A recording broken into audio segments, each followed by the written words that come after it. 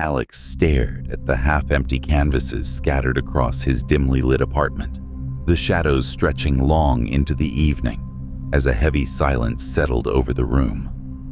The small studio reeked of stale paint and frustration. His last exhibition had flopped, leaving him clinging to dwindling hope and a threadbare wallet. Inspiration had become a distant, mocking ghost, refusing to touch him with its muse. Desperation drove him to roam the neighborhood's garage sales, hoping to find some discarded relic to spark his creativity. That's where he saw it, an old, unsettling painting propped against a sagging table, half hidden by a pile of rusted trinkets. The portrait was of a figure, its eyes piercing, almost too lifelike, following his every move, even in the bright afternoon sun. Something about those eyes gripped Alex's soul, a chill spreading down his spine, yet he couldn't look away. He purchased it for a few dollars, the elderly seller muttering something he couldn't quite catch, her expression a mixture of pity and relief as he walked away with it. Back at his apartment, he hung the painting in his studio, convinced it held some secret that could unlock his faltering creativity. But as the days passed, Alex noticed small, inexplicable changes. At first, the shadows in the room seemed to linger longer, pooling in corners even when the light was bright. The eyes in the painting always seemed to meet his, no matter where he stood, a gaze too knowing, too intense. Brushes fell without cause, paint cans tipped over, and the whispers began, faint at first, like a distant breeze, then louder, almost discernible, threading through the silence of his lonely nights.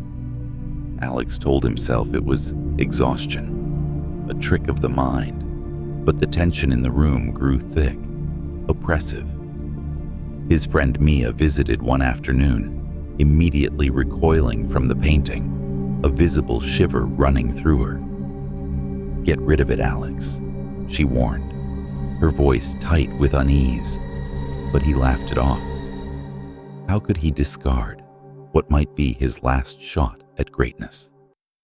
Still, her words lingered, feeding a seed of doubt. Curiosity drove him to research the painting's origin. He scoured the internet, finding scant references to an artist who'd vanished decades ago, leaving behind only this one haunting piece. The whispers grew louder, now forming words, always warning him about the eyes, though he couldn't understand why.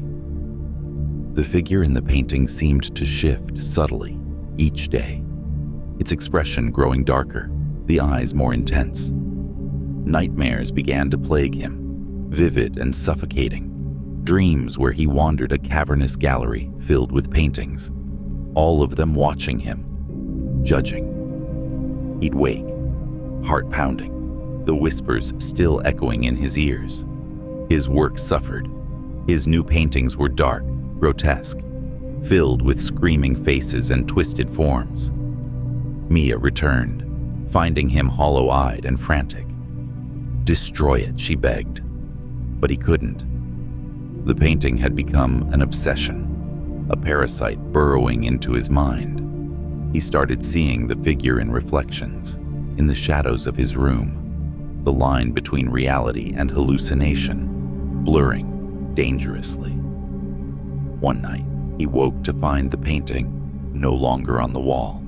It stood in the center of the room, the whispers now a cacophony, urging him to finish the painting. In a frenzy, he grabbed his brush, painting over the portrait, desperate to silence the voices. As the final stroke fell, he realized, with a cold, dawning horror, that his own reflection was now trapped inside the canvas. The figure, no longer bound, stepped out, wearing his face, his form, leaving him imprisoned in a painted nightmare. Mia returned the next day to find the apartment empty, save for the altered painting. She took it, unaware of the new eyes that now watched her, the curse passing silently, inexorably, to its next victim. As Mia carried the painting back to her car, An unsettling heaviness settled over her, the kind that tightened the chest and made the world feel too quiet. She glanced back at Alex's apartment door, still slightly ajar, a chill breeze wafting out. Something felt wrong, deeply wrong. She shook off the feeling, convincing herself that Alex had simply gone out for air, his unpredictable moods nothing new. The painting, though, something about it gnawed at her. The eyes seemed different, unfamiliar, almost pleading. She drove home, the canvas propped in the back seat, its surface occasionally catching the dim streetlights. By the time she reached her apartment, the whispers had begun, faint, almost indistinct, like a distant radio caught between stations.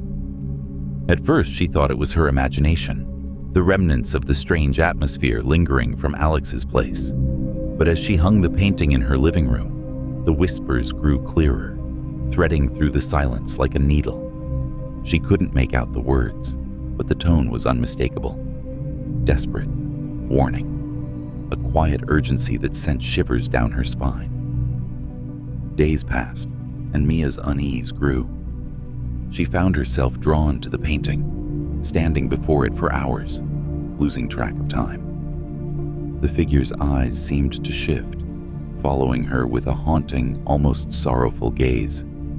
The whispers grew louder at night, filling her dreams with images of shadowy figures and endless corridors lined with paintings, each one watching, waiting. She began to hear footsteps in the hallways of her apartment, soft, deliberate. Doors that she was sure she'd locked stood ajar in the morning. The air grew heavy with an unseen presence pressing down on her, filling her with a growing sense of dread.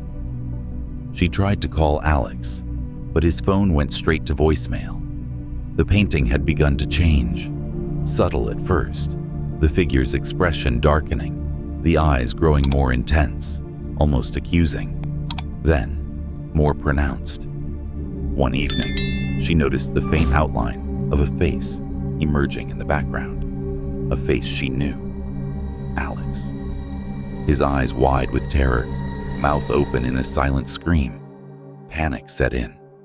Mia tried to take the painting down, but it wouldn't budge, as if fused to the wall. The whispers turned to voices, clear and insistent, telling her she had to finish it, that there was only one way out. She barely slept, her mind unraveling, the line between reality and nightmare blurring. Shadows moved where they shouldn't, figures standing just beyond the edge of her vision. In a desperate attempt to understand, she scoured libraries and online archives, piecing together fragments of the painting's dark history. It had belonged to an artist named Elias Crane, a brilliant but troubled painter who disappeared after completing his final work, a self-portrait that, according to legend, could trap souls. Each owner of the painting had vanished, leaving behind nothing but altered, haunting versions of the original. Mia realized the truth too late. The painting was a trap, a prison for souls, feeding off the life of whoever possessed it. The only way to escape was to pass it on, to trick another into taking it, as Alex had unknowingly done. But she couldn't do it. She couldn't condemn someone else. The voices grew louder, more insistent, the figure in the painting almost fully transformed. Alex's eyes now, filled with desperation, begging her to end it. One night, the whispers reached a crescendo, a deafening chorus that filled her mind, driving her to the brink of madness. She grabbed a knife, intent on destroying the painting, on ending the cycle. But as the blade touched the canvas, the room around her shifted, twisted. The walls became a gallery, endless and dark. The paintings on the walls filled with screaming faces, all of them watching her. The last thing she saw was her own reflection in the canvas, her mouth open in a silent scream as the figure stepped out, free at last, leaving her trapped behind the glassy surface, the whispers now silent. In the morning, Mia's apartment was empty. The painting hung on the wall, unchanged, waiting for its next victim.